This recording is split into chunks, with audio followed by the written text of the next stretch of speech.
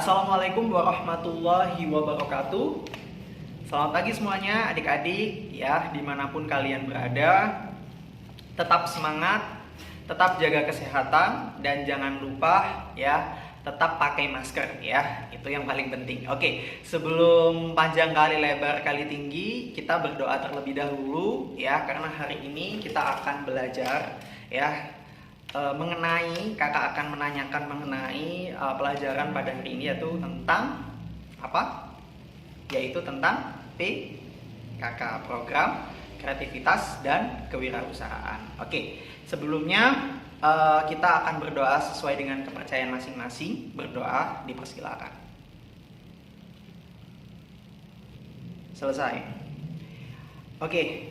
Terima kasih adik-adik. Sebelumnya kakak memohon maaf sebesar-besarnya terhadap siswa SMKN 1 Sokom Mojokerto yang kebetulan kakak tidak bisa hadir secara laring bersama kalian dikarenakan memang wabah COVID-19 ini yang belum ujung selesai ya adik-adik semuanya ya. Karena ya gimana lagi, kita harus menuruti anjuran dari pemerintah, yaitu tetap berada di rumah saja ya. Mungkin kalian ada yang di sekolah, mungkin ada yang kalian yang daring ya. Kakak doakan semuanya semoga kalian tetap sehat semuanya ya. Oke, sebelumnya mungkin kalian heran ya, ini siapa sih kakak ini gitu ya. Nah, sebelumnya kakak kemarin sempat merespon di Google Classroom kalian. Mungkin ada yang respon, ada yang enggak ya, atau bahkan ada yang enggak respon.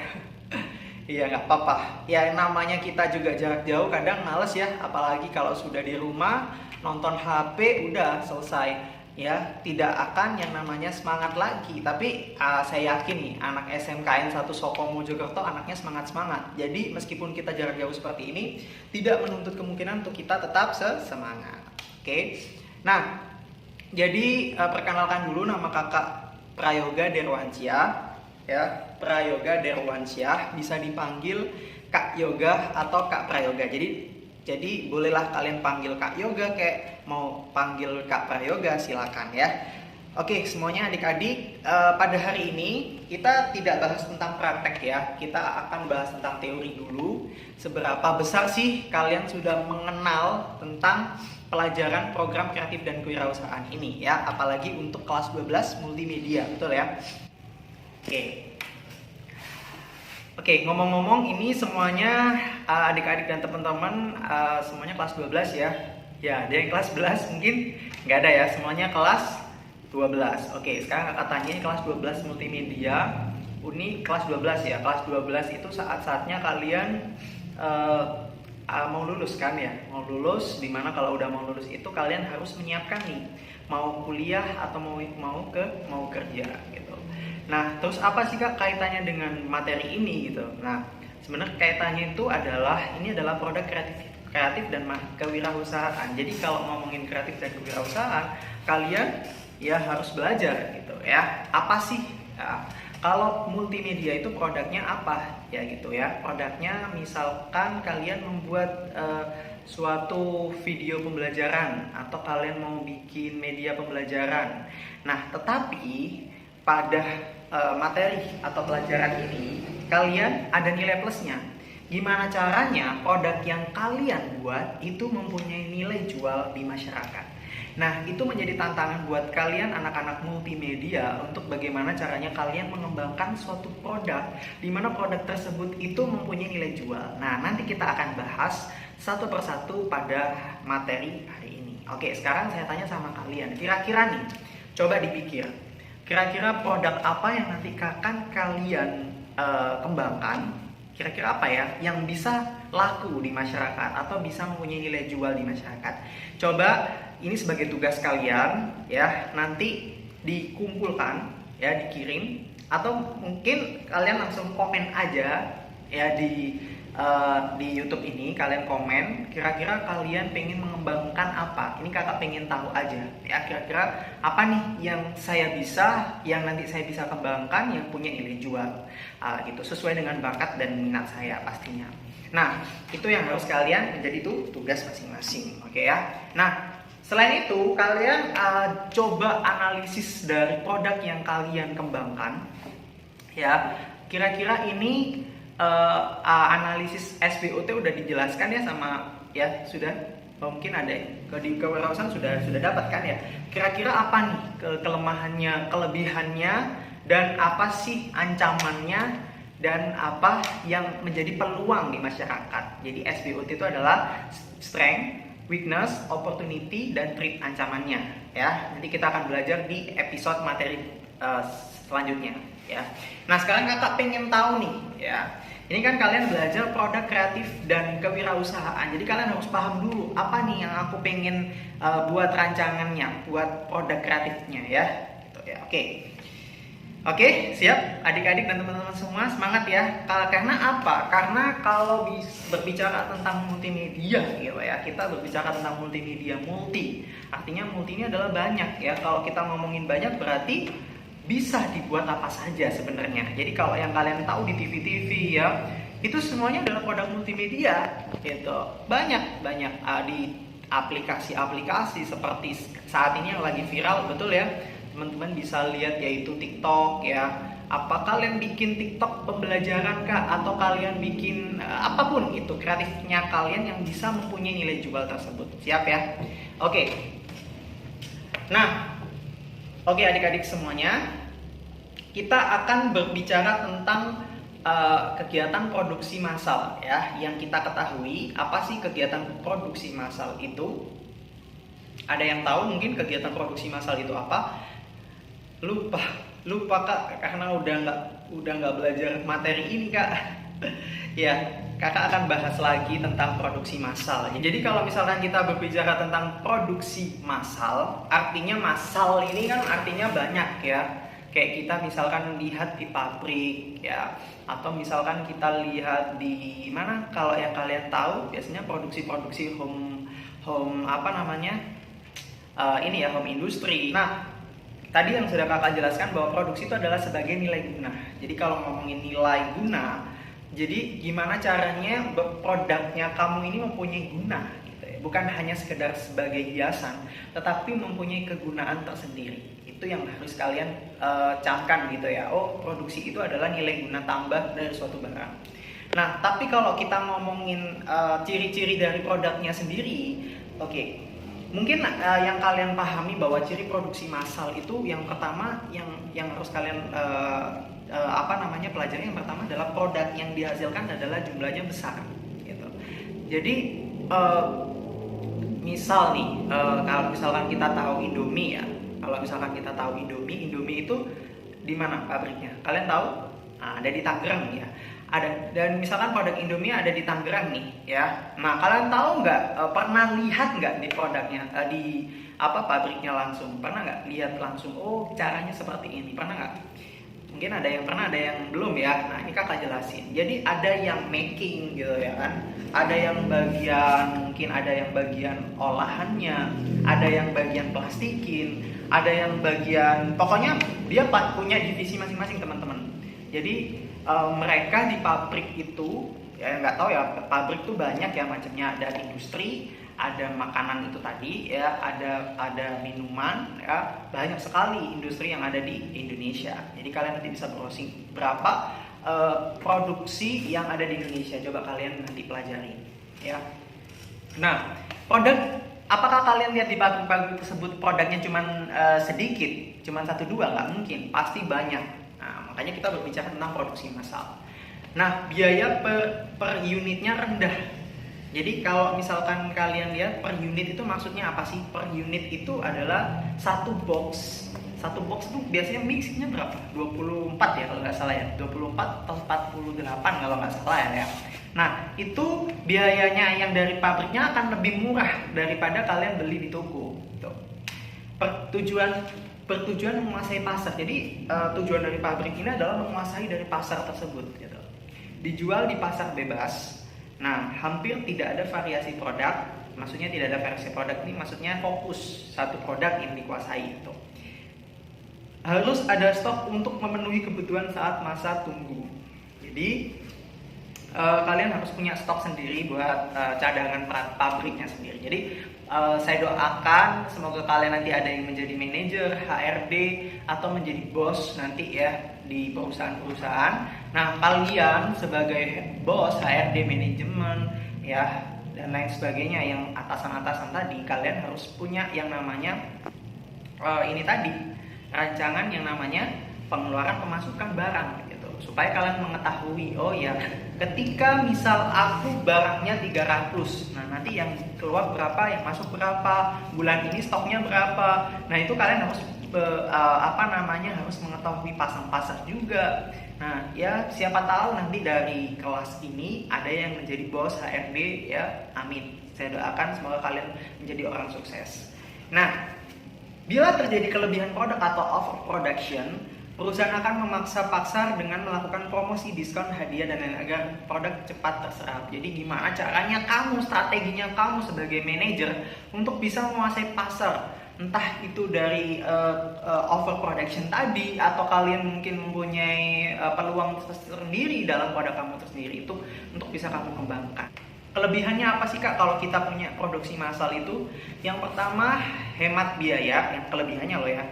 Kalau terus efisiensi waktu, tingkat keakuratan tinggi, tingkat produksi cepat. Jadi kalau kita punya karyawan misalkan 80 dibanding 800, cepat mana adik-adik? 80 atau 800? Cepat 800. Kenapa? Karena cepat. Oke, kamu bagian ini lempar. Kalian tahu nggak yang di pabrik-pabrik?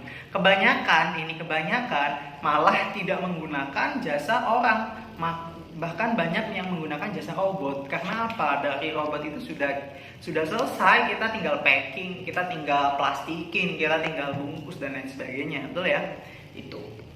Jadi tingkat produksi cepat, ya efisiensi waktu pastinya, hemat biaya, tingkat keakuratannya tinggi. Kalau kekurangannya apa nih? Pasti ada kekurangannya dong Kak, kalau misalkan ini pasti ada. Yang pertama, kegiatan produksi sangat kaku, kurang beragamnya variasi produk, biaya mesin mahal, tidak ada jaminan produk akan laris dipasarkan. Jadi itu yang harus kalian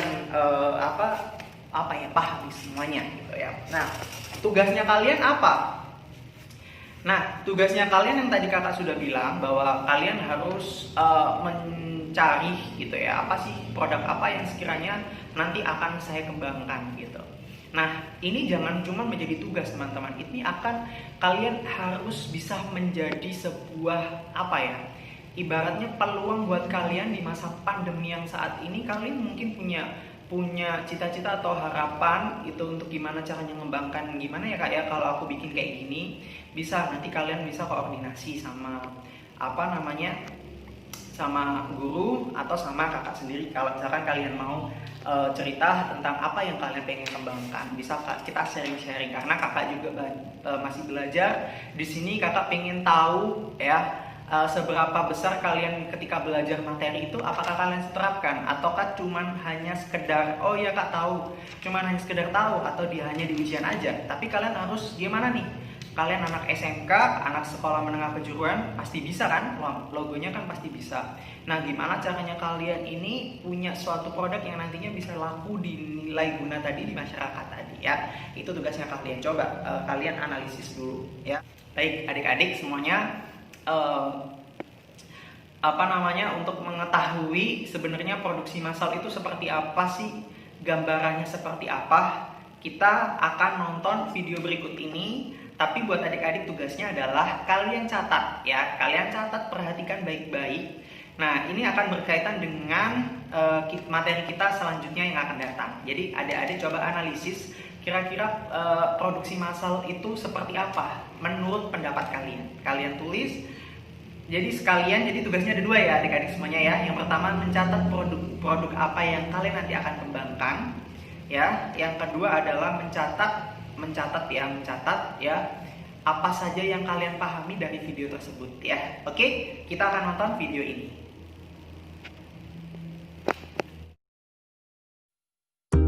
Halo semuanya, perkenalkan, saya Profesor Po. Saya ingin bercerita tentang ekspedisi seru yang dialami si botol Pocari Sweat. Tahukah kalian, Pocari Sweat dibuat dari sumber mata air pilihan yang diolah melalui proses demineralisasi. Selanjutnya, dilakukan proses pencampuran dengan bahan baku Pocari Sweat yang sebelumnya telah lulus uji pemeriksaan. Kemudian, larutan dipasterisasi pada waktu dan suhu tertentu sebelum di-filling. Bicara mengenai botol, si botol Pocari Sweat Sweat awalnya terlahir sebagai biji resin. Biji resin, penasaran kan? Apa saja sih yang dialami si botol dalam ekspedisinya? Ayo ya, kita simak bersama. Biji resin ini akan disatukan, dipanaskan, lalu dicetak sambil didinginkan menjadi preform atau bakal botol. Singkat cerita, bakal botol akan segera berwujud. Nah, disinilah awal perjalanan si botol. Ayo, kita ikuti terus. Bakal botol akan beranjak menuju proses blow molding, di mana dia akan ditiup menjadi bentuk botol Pocari Sweat yang kita kenal. Sebelum ditiup, dilakukan pasteurisasi pada preform untuk memastikan bahwa preform steril. Lihat, dia sudah mulai berubah. Lalu apa yang terjadi? Ya, ini saatnya si botol memperoleh kandungan istimewa Pocari Sweat. Setelah penuh, si botol akan diisi nitrogen cair agar menjadi lebih kuat dan tahan tekanan. Dia juga mendapat perlindungan ekstra dengan tutup yang telah dipasteurisasi. Petualangan si botol semakin seru. Dia harus menjalani pemeriksaan di cap checker untuk memastikan botol tertutup dengan sempurna dan bottle pressure detector untuk memastikan apakah cukup kuat dan tahan tekanan. Wah, kalau ternyata capnya tidak tertutup dengan baik dan tekanannya tidak sesuai, dia akan langsung dibuang. Untung berhasil lolos. Berarti dia sudah memenuhi standar tekanan kelayakan Pocari Sweat. Sebagai bentuk penghormatan, label biru akan disematkan pada tubuh si botol. Wah, hebat sekali ya. Tidak hanya itu, dia juga diberikan identitas unik sebagai tanda pengenal berupa kode produksi tanggal batch before. Terakhir, si botol akan diperiksa kondisi label dan kode produksi dengan kamera inspektor. Botol yang tidak sesuai standar akan langsung dibuang. Baik adik-adik, tadi sudah menonton video tersebut ya. Jadi intinya gambarannya terhadap video tadi itu apa kira-kira? Sudah ada gambaran tadi, sudah ditulis semuanya ya. Oke, jadi nanti kakak akan coba lihat ya tugas kalian. Kira-kira kalian sudah memahami belum tentang apa yang kakak tadi jelaskan ya? Tadi kita bicara tentang apa tadi? Ada 3 poin loh. Yang pertama apa? Ayo, pertama apa? Yang pertama adalah tentang pengertian produksi massal, yaitu tentang apa saja tadi, yaitu berbicara tentang apa saja yang apa tadi dijelaskan tadi, apa saja pengertian produksi jasa, yaitu produk yang mempunyai nilai guna, jasa ya dari suatu benda untuk menciptakan benda baru sehingga mempunyai hal yang bermanfaat untuk pemenuhan kebutuhan ya. Terus tadi ciri-ciri produksi massal apa aja tadi, ada berapa? Ada 5 apa 6? Ada 6 ya. Yang pertama tadi produknya yang dihasilkan dalam jumlah besar, biaya per unitnya rendah, bertujuan menguasai pasar, dijual di pasar bebas, hampir tidak ada variasi, harus ada stok untuk pemenuhan kebutuhan di masa tunggu. Nah, yang ketiga tadi apa? Kelebihan dan kekurangan dari produksi massal. Tadi sudah kakak jelaskan, hemat biaya, efisiensi waktu. Kalau misalkan kita ngomongin kelebihan, berarti apa tadi? Kelebihannya adalah tingkat produksinya cepat. Terus kalau kekurangannya berarti kebalikannya. Yang pertama adalah kegiatan produksi yang sangat kaku, yang masih kita menggunakan tradisional tadi ya. Kurang beragamnya variasi produk karena cuma hanya sekedar fokus sama produk tersebut. Biaya mesin yang mahal, tidak ada jaminan produk akan laris dipasarkan karena tidak ada iklan. Kalau sekarang banyak iklan ya adik-adik ya. Nah, itu saja yang bisa kakak jelaskan hari ini. Semoga pembelajaran pada materi hari ini singkat, tapi insya Allah bermanfaat buat kalian semuanya. Tetap jaga kesehatan semuanya adik-adik SMKN 1 Soko Mojokerto. Semoga kalian sehat selalu, dilindungi Allah Subhanahu wa taala dalam keadaan yang sehat walafiat tentunya. Terima kasih adik-adik yang sudah banyak menonton video ini.